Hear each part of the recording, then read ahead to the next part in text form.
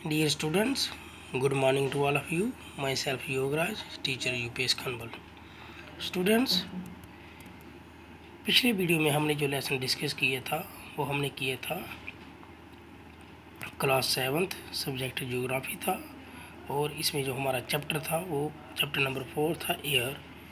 इसको हमने पढ़ा था, एयर की डेफिनेशन पढ़ी थी, कंपोजिशन ऑफ एटमॉस्फेयर पढ़ा था और अब जो इसका पार्ट बचता है आज हम उसको डिस्कस करेंगे, उसको पढ़ेंगे.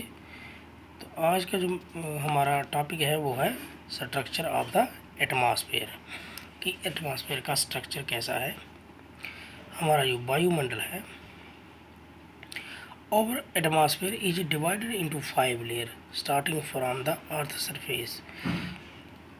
अर्थ सरफेस से हमारे वायुमंडल की जो कितनी लेयर हैं, 5 लेयर हैं जो अर्थ की तह से ऊपर जाती है. तो ये कितनी हैं, 5 होती हैं. और कौन कौन सी हैं? These are troposphere, stratosphere, mesosphere, thermosphere and exosphere. अब इनको हम वन बाय वन पढ़ेंगे. सबसे पहले हम पढ़ेंगे thermosphere. Thermosphere is the most important layer of the atmosphere. ये एटमॉस्फेयर की सबसे ज़रूरी लेयर होती है. वैसे तो सब ज़रूरी हैं. It's average height is 13 kilometre. इसकी जो हाइट है ये कहाँ तक फैली हुई है? 13 किलोमीटर तक फैली हुई है ऊपर, ज़मीन से ऊपर. The air we breathe exist here. Almost all weather phenomena like rainfall, fog and hail storm occur in this layer. जो हम सांस लेते हैं वो इसी एयर में, इसी से हम लेते हैं, इसी लेयर से हम लेते हैं वो हवा.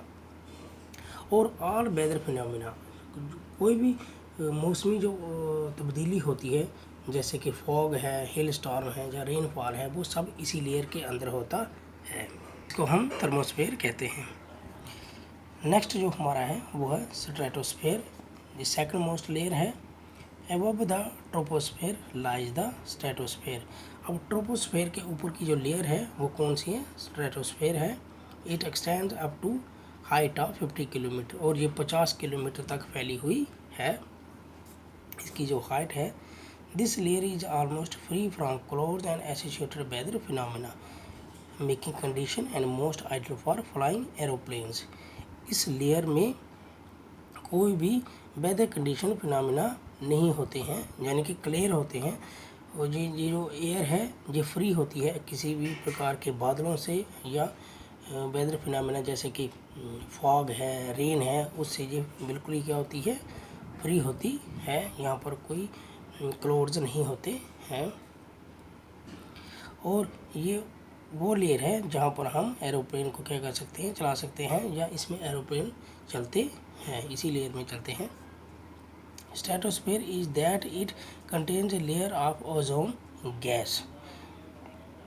ओजोन लेयर स्ट्रेटोस्फेयर में ही पाई जाती है. We have just learn how it protect us from the harmful effect of the sun rays. और हमें ये पता है, हमें ये पढ़ा है कि ये ओजोन लेयर कैसे हमें बचाती है, सूरज से निकलने वाली जो नुकसानदायक किरणें हैं उससे हमें कैसे बचाती है.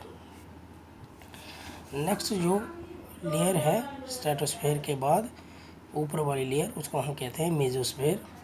ये थर्ड लेयर है. This is the third layer of the atmosphere. इसको वायुमंडल की तीसरी लेयर कहा जाता है, तीसरी परत कहा जाता है. It lies above the stratosphere. और ये स्ट्रेटोस्फेयर के ऊपर होती है. It extends up to the height of 80 kilometre. और ये इसकी जो हाइट है सरफेस से, ज़मीन के सरफेस से, वो कितनी है? 80 किलोमीटर तक होती है. Meteorites burn up in this layer on entering from the surface. जो मेटेओराइट्स होते हैं वो इसी लेयर में बर्न होते हैं जब वो स्पेस से नीचे आते हैं. अब जो चौथी लेयर है उसको हम कहते हैं thermosphere. In thermosphere temperature rises very rapidly with increasing height. Ionosphere is a part of the layer. Thermosphere जो है ये फोर्थ लेयर कहलाई जाती है. और इस लेयर में टेम्परेचर बहुत ही जल्दी क्या हो जाता है? हाई हो जाता है, बढ़ जाता है, राइज होता है. और इसका रीजन क्या है, रीजन होता है इसका आइनोस्फेयर। अब जो आइनोस्फेयर के तो आइनो होते हैं इलेक्ट्रिक चार्ज पार्टिकल्स, जो इलेक्ट्रिक चार्ज पार्टिकल है उनको आइनो कहते हैं, और उन्हीं की वजह से यहाँ पर टेम्परेचर क्या होता है, जल्दी बढ़ जाता है। It x tends between 80 to 400 kilometre. अब इसकी जो हाइट होती है वो 80 से 400 किलोमीटर तक होती है।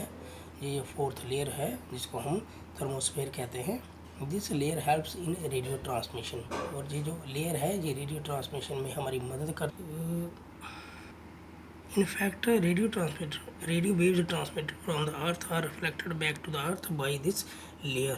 जो रेडियो वेव्स ट्रांसमिट होते हैं जो अर्थ पर पड़ती हैं वो वापस रिफ्लेक्ट हो जाती हैं by the help of this layer, ऊपर वो दोबारा वापस चली जाती हैं। लास्ट में जो हमारा आता है वो है exosphere. The upper most layer of the atmosphere is known as exosphere. और जो सबसे ऊपर वाली लेयर है, सबसे ऊपर वाली परत है हवा की या वायुमंडल की, जिसको हम कहते हैं वो है exosphere. This layer has very thin air.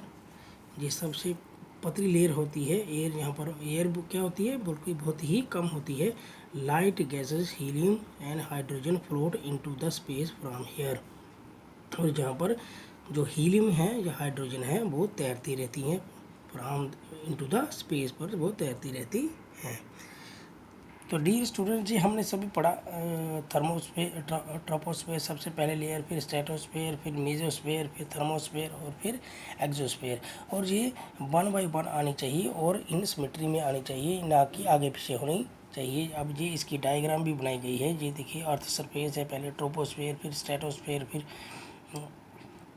Mesosphere, फिर थर्मोस्फेयर और लास्ट में कौन सी है, एक्सोस्फेयर दिखाई गई है। अब जो हमारा अगला टॉपिक है वो है weather and climate. Weather and climate हमने पढ़ा है कि वेदर और क्लाइमेट के बारे में पहले भी बताया मैंने कि वेदर होता है जो डे टू डे चेंज होता रहता है, और क्लाइमेट होता है जो लंबे समय तक चलता है, उसको हम क्लाइमेट कहते हैं। और वेदर हम किसको कहते हैं, जो डे टू डे चेंज होता रहता है। जैसे अगर सुबह बारिश है तो दोपहर को धूप होगी, तो ये डे टू डे चेंज होता रहता है। अब हम चलते हैं टेम्परेचर पर। टेम्परेचर के बारे में पढ़ेंगे। The temperature you feel every day is the temperature of the atmosphere. जो हम टेम्परेचर दिन भर क्या करते हैं, महसूस करते हैं, उसको हम टेम्परेचर ऑफ वायुमंडल का टेम्परेचर, तापमान कहते हैं। The degree of hotness and coldness of air is known as temperature. अब टेम्परेचर क्या है, जो डिग्री ऑफ एयर में जो गर्मी है या सर्दी है, हॉटनेस, उसको हम क्या कहते हैं, टेम्परेचर कहते हैं। जब हमें हवा में दिखता है कि नमी है या गर्मी है, तो उसको जब हम महसूस करते हैं तो वो क्या कहलाती है, टेम्परेचर कहलाती है। The temperature of the atmosphere change not only between day and night but from season to season. जो टेम्परेचर होता है ये डे एंड नाइट चेंज नहीं होता, बल्कि सीजन टू सीजन में चेंज होता रहता है। Summer are hotter than winter. जो समर्स होते हैं वो विंटर से क्या होते हैं, ज़्यादा गर्म होते हैं। An important factor that influence the distribution of temperature is an insolation. Insolation अब क्या होता है, important factor of distribution. Temperature को अगर हम डिस्ट्रीब्यूशन करेंगे तो इसके लिए जो इंपॉर्टेंट फैक्टर है वो होता है इंसोलेशन। अब इंसोलेशन क्या है, इनकमिंग सोलर एनर्जी जिसे अर्थ अपने अंदर ऑब्जर्व कर लेती है, वो सोलर एनर्जी जो ऊपर सूरज की गर्मी से नीचे आती है और जिसे अर्थ अपने अंदर क्या कर लेती है, ऑब्जर्व कर लेती है, उसे हम इंसोलेशन कहते हैं।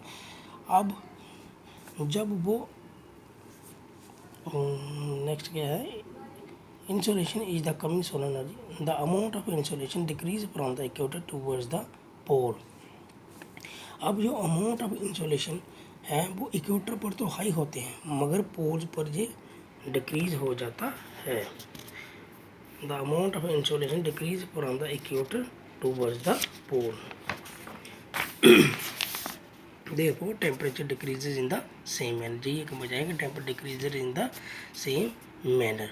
अब यहाँ पर बताया गया है कि सिटीज़ में ये टेम्परेचर हाई होता है, और गांव में टेम्परेचर क्या होता है, थोड़ा ठंडा रहता है। जब पहाड़ी एरियाज़ में टेम्परेचर क्या होता है, थोड़ा ठंडा रहता है। और जब जो फॉरेस्ट एरिया है वहाँ टेम्परेचर थोड़ा कम होता है, लेकिन जो प्लेन्स एरिया है वहाँ टेम्परेचर क्या होता है, हाई होता है। तो डियर स्टूडेंट, आज के लिए बस इतना ही। नेक्स्ट लेसन में हम इसको दोबारा कंटिन्यू करेंगे। तब तक के लिए धन्यवाद।